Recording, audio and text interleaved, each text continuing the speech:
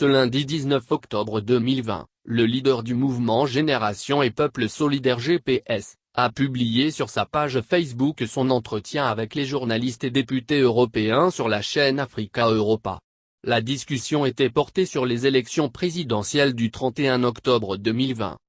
Il faut dire que, la question qui revient constamment lors des interviews de l'ancien président de l'Assemblée nationale est celle sur la rébellion. Nous nous souvenons de son entretien exclusif accordé aux médias allemands Deutsche Welle, le 1er octobre dernier. Le journaliste disait, « Guillaume Soro, vous avez donc dirigé la rébellion. Certains Ivoiriens estiment que vous êtes responsable de nombreuses victimes. Qu'est-ce que vous avez à répondre ?»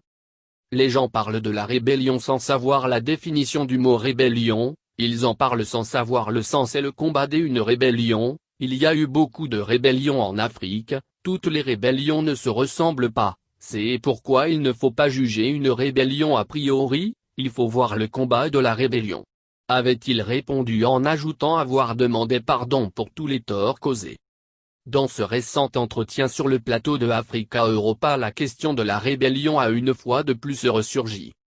Et l'ancien Premier ministre explique alors, en 2005 j'y ai écrit le livre Pourquoi je suis devenu rebelle, parce que le mot rebelle aujourd'hui est galvaudé dans le monde entier. Rebellio qui vient du latin veut dire la révolte contre une loi inique.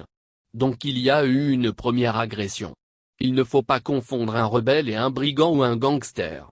Un rebelle a un idéal, il a un objectif, il se bat contre l'injustice, il se bat contre un ordre inique. Et l'acteur politique a demandé aux Ivoiriens de ne pas se focaliser sur le passé mais d'aller de l'avant pour le développement du pays à l'instar des pays qui ont réussi leur développement malgré les problèmes qu'ils ont rencontrés.